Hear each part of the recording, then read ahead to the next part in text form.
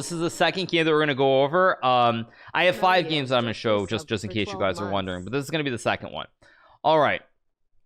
So pawn to e4 is played, and Hikaru decides to play pawn to c5, knight to f3. Hikaru plays pawn d6, d4, trade, knight f6, knight c3, and Hikaru plays the Najdorf because 9 years ago Hikaru was a younger guy. He was only 24 years old. He was much more aggressive, and he liked to try and win games with the black pieces instead of playing boring chess and trying to make draws every game.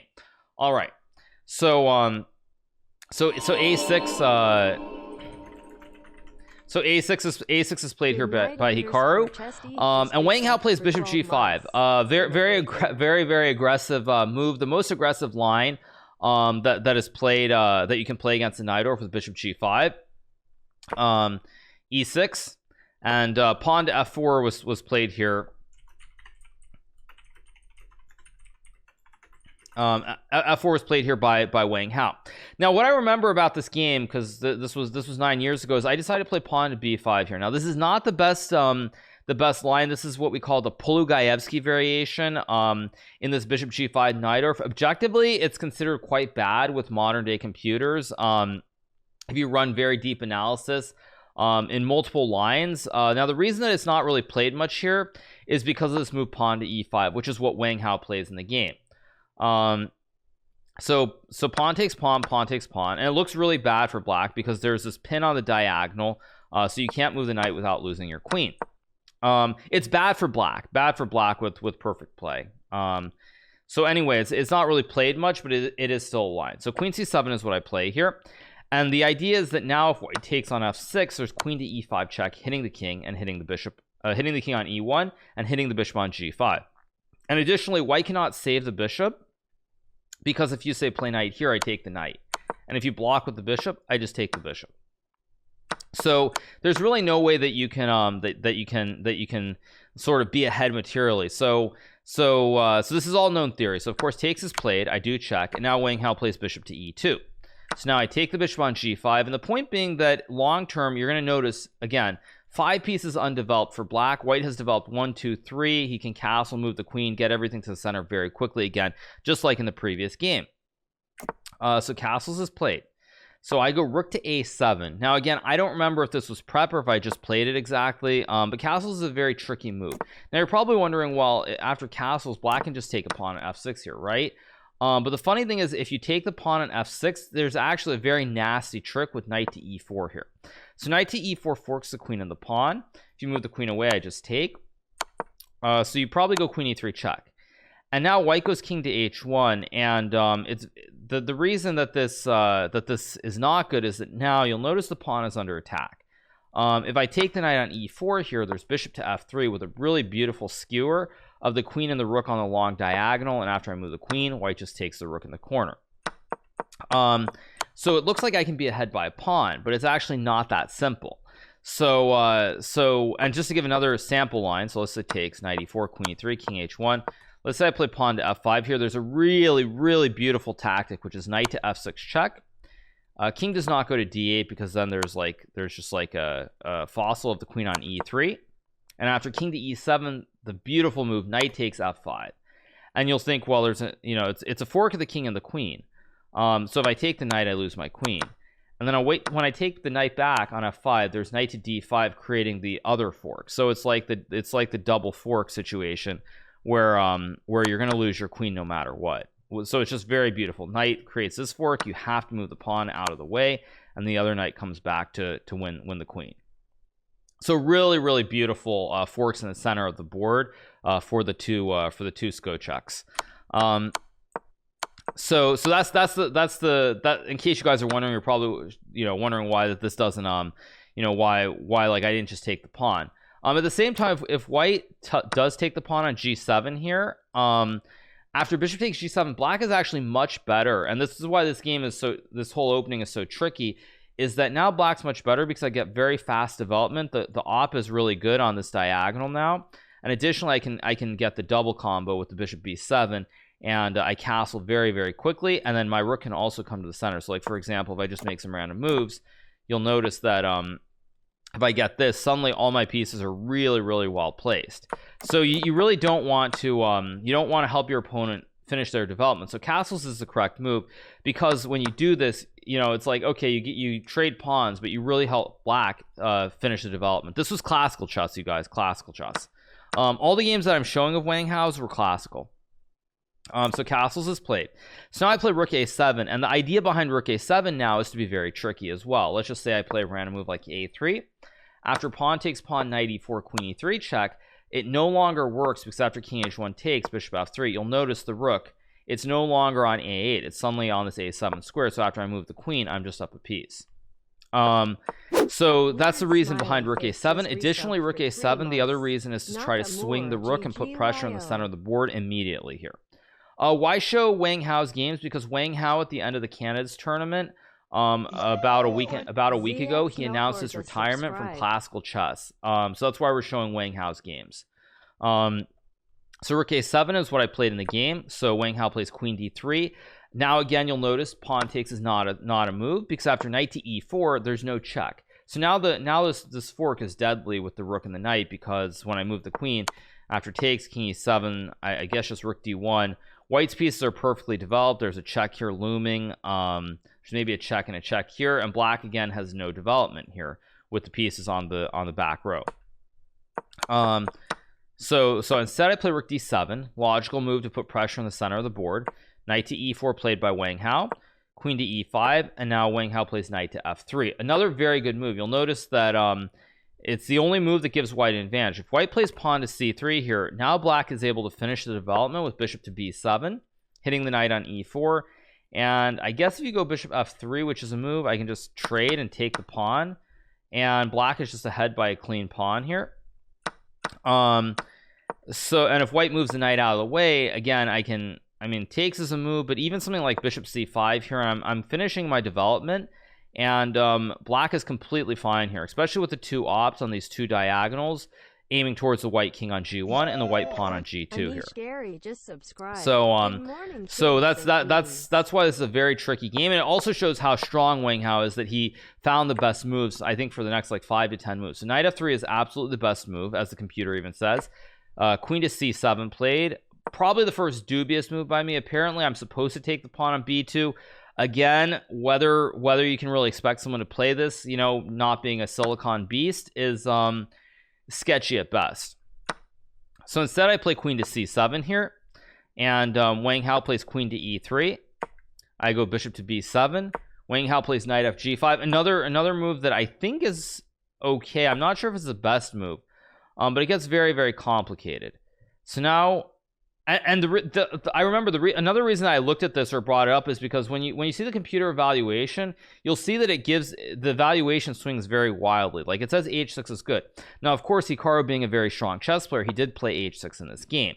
But now Wang Hao, also being a very strong chess player, played queen to h3. And you'll notice that if we, you know, even though the computer is at relatively low depth, you'll see that the valuation has changed. Like it was saying that after h6 black was much better. Now you'll see this is back to zeros, and it shows just how complicated this whole game is. So queen h3 is played. So now g6 is played, bishop to d3 by Wang Hao, and now I play knight to c6, and this is kind of the start of things going a little bit wrong here. Wang Hao plays king h1.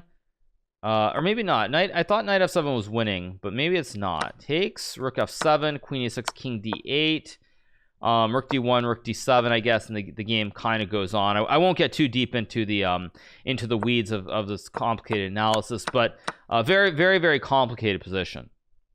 So king h1 is played here. So now I played knight to e5. Again, another logical move for a few reasons. First of all, it guards f7. Additionally, it opens up the diagonal for the bishop.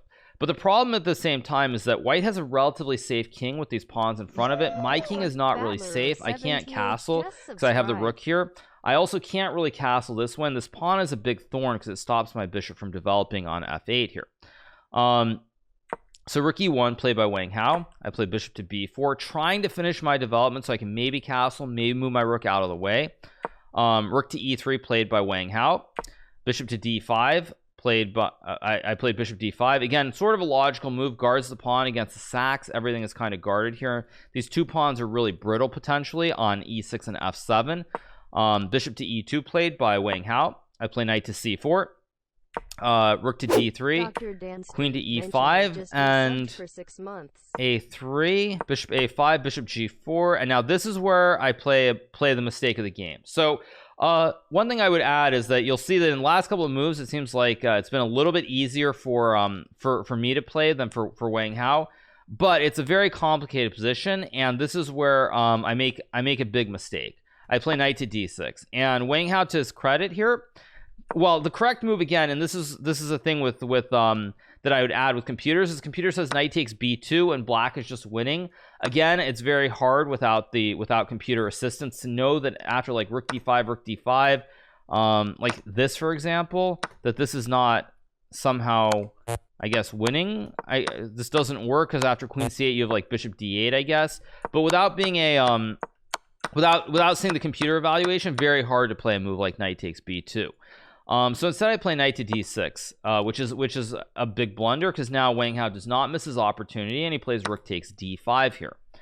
So now after queen takes d5, he plays bishop takes e6, knight protects the bishop, so I have to take, and now there's this very nasty move, pawn to f7 here, which basically is a crushing move, because now the problem is there's an empty square on f6 for the knight f6 family fork of the rook, the queen, and the king.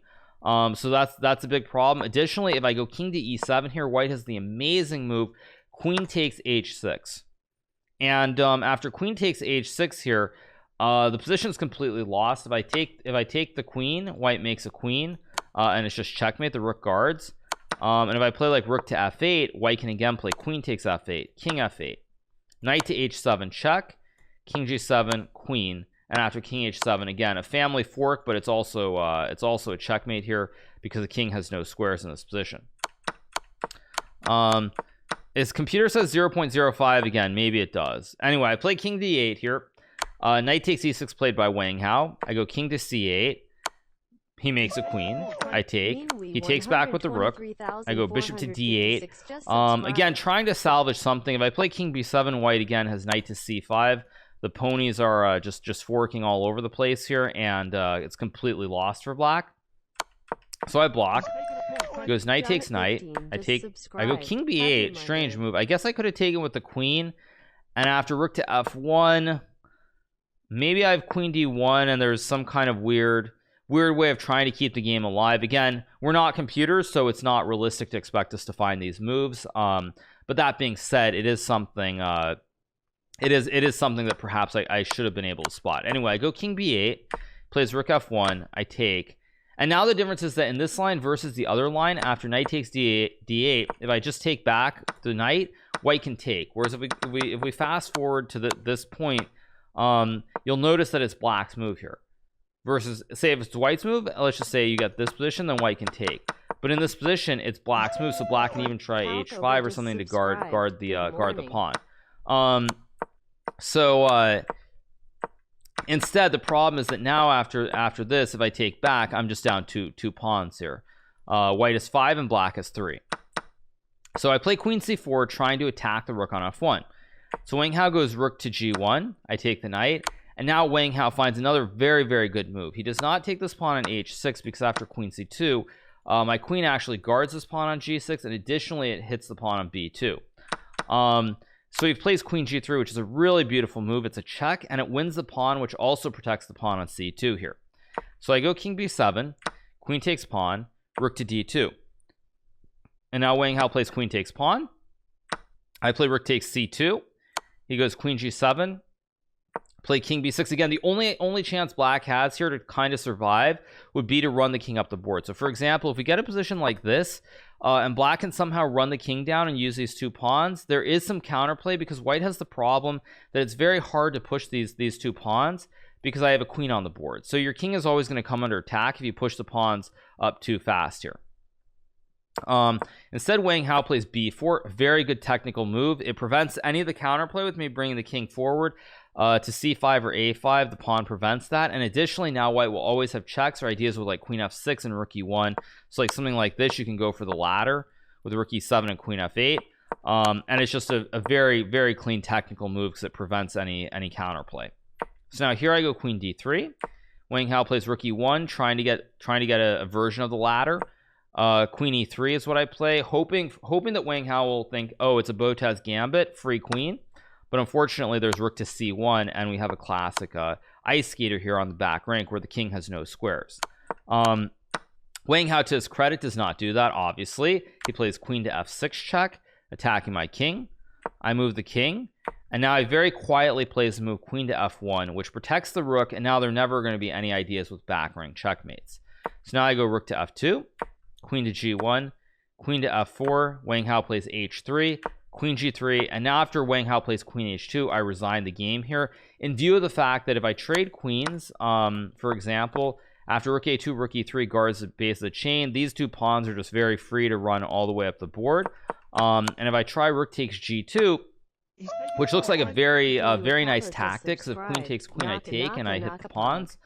If white takes the rook, I can take the rook on e1, and white's still a little bit better in this endgame, but it goes on. But the problem after rook takes pawn, as white has the very clean, very in-between move of moving the rook off of the square where it's under attack and playing a check on c1.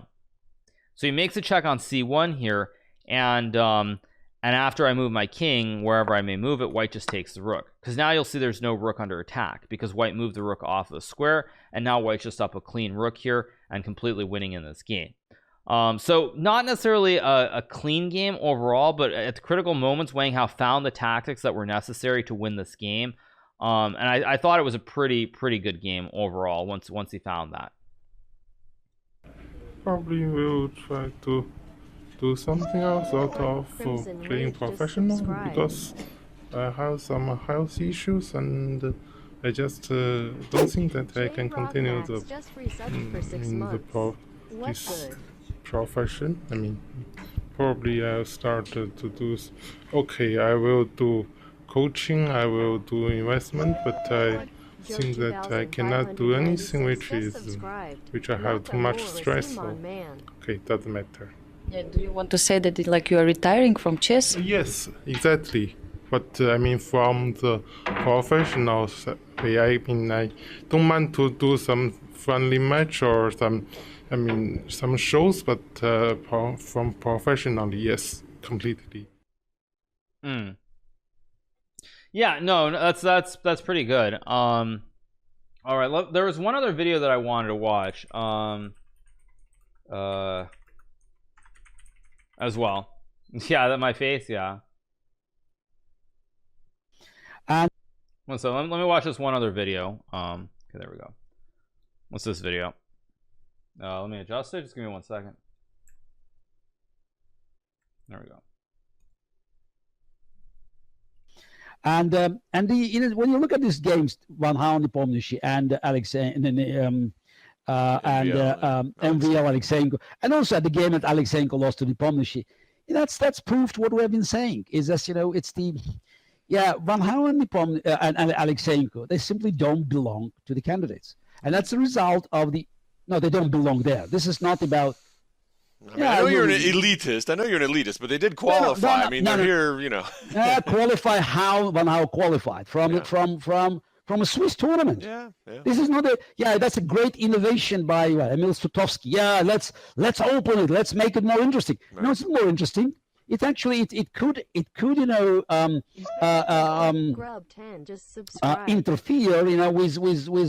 the results of the qualification. It's not about promoting chess. It's about selecting the most dangerous opponent for the world champion. And the fact is that these two wins, the Nepomniachtchi wins against Alexeyenko and Wang Hao, when they played horrible chess. Very. This is the games they played for 2 games. They played as 2,400 players. It's not worse. And these games.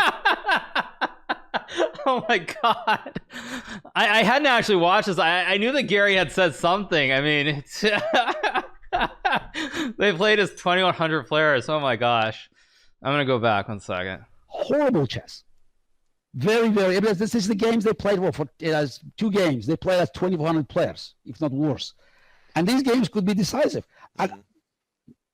Credit to Nepomniachtchi. He won this game. Yeah, you gotta win. He's not, he was there to collect points. But the fact is that, the Alexeyenko who played very good game against Grishuk, you know, and a couple of other good games. And he played such a lousy game against Nepomniachtchi. And Van Hao, who played, you know, also a couple of good games, but lousy game today. I mean, that's probably the worst game of the tournament.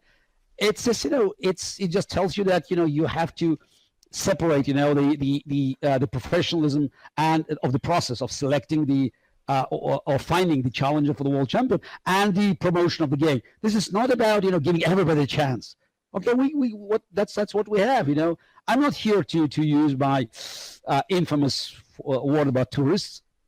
But again, did we know that before the beginning of the tournament there were 2 players that could not qualify? You know, anybody would bet on Van Hao and Alexeyenko not having a chance to win.